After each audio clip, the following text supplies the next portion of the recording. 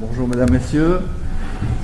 Je m'appelle Dominique Derriat, architecte. Je suis là au nom de la paroisse réformée de Fribourg, qui est donc propriétaire du temple et du centre paroissial qui se trouve en face du théâtre Équilibre.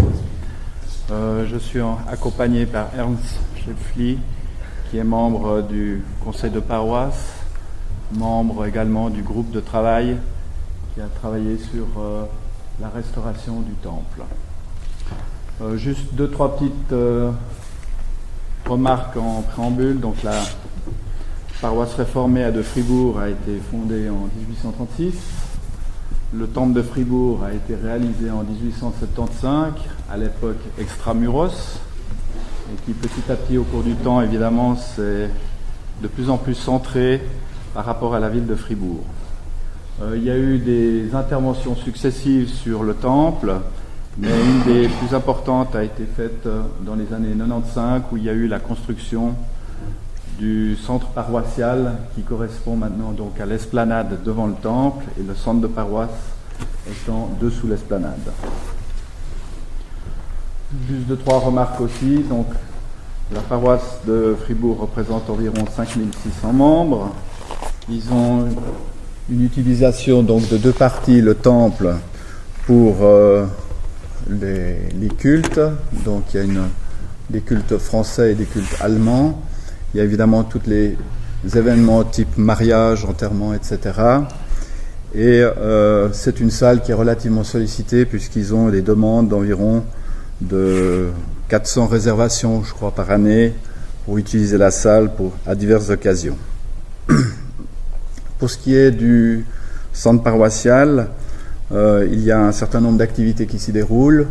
Une des principales, enfin une des visibles, je dirais, c'est celle d'accueillir en fait les jeunes de Fribourg à midi pour faire une pause, ce qui représente environ 22 000 jeunes par année qui profitent en fait du centre paroissial pour pouvoir passer le repas de midi. Donc, à part ça, disons la paroisse a donc une vocation évidemment sociale qui s'exprime dans divers types d'activités, que ce soit aussi d'aider les gens qui sont en dehors du parachute social et de faire diverses encore activités sociales par rapport à diverses tranches d'âge. La paroisse a donc manifesté l'intention de faire une restauration en 2009. Donc nous avons été mandatés pour faire cette restauration générale qui consistait d'une part en la restauration de l'extérieur et de l'intérieur du temple, ce qui a déjà été fait. Et puis, il y avait également la question de faire une transformation de l'esplanade et des aménagements extérieurs et une restauration du centre paroissial, puisqu'en fait, il y avait quelques problèmes nécessaires d'assainissement en fait, de l'étanchéité de l'esplanade qui, au cours du temps, était un peu défectueuse. Il y a eu un séminaire où nous avons donc avec les différentes personnes et intervenants de la paroisse fait un tour de table pour savoir ce qu'il y avait lieu de faire. Il y a eu un premier projet qui avait été présenté à une assemblée, suite de quoi nous avons eu quelques consultations des différentes personnes et responsables au niveau ville et au niveau de l'environnement, puisque le centre paroissial touche aussi le manor. Il y a eu ensuite une approbation du projet par de nouveau l'Assemblée générale de la paroisse. Et en juillet, nous avons donc 2010 fait un dépôt de dossier de demande préalable qui a été mis en suspens en raison du démarrage en fait de la procédure actuelle pour Fribourg et les grandes places. Cette démarche a quand même permis d'inclure en fait une remarque concernant les souhaits de modifier en fait l'esplanade. On peut passer à la suivante, qui a été libellée de la manière suivante que vous pouvez lire ici, qui était intégrée en fait au programme de la procédure sélective, puisqu'en fait la paroisse, par je dirais la nature de sa fonction, que ce soit du centre paroissial et du temple, souhaitait en fait renforcer sa vocation d'accueil. Il faut savoir aussi qu'à l'époque où le front de l'esplanade et le centre de paroisse avaient été construits, la rue de Romont était encore routière.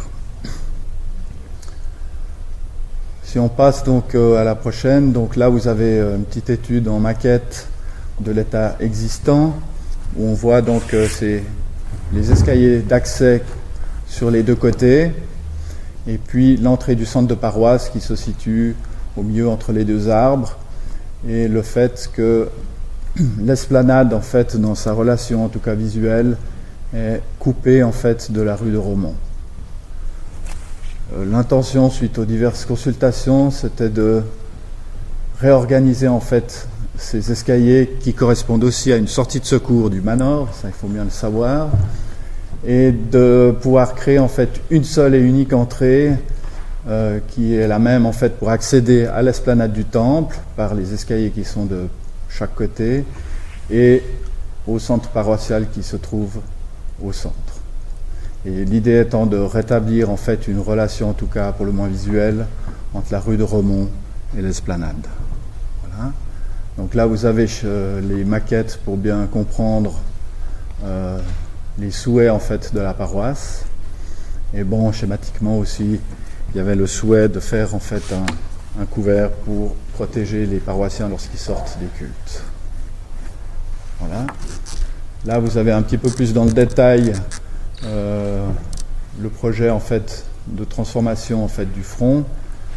Donc, c'était évidemment les objectifs principaux, c'était ouvrir sur la rue de Romont, avoir évidemment une zone couverte en prolongement de la sortie du temple, bon, garder une symétrie d'accès pour avoir une certaine cohérence de langage, mais surtout d'avoir une unique entrée un peu en creux par rapport à la rue de Romont.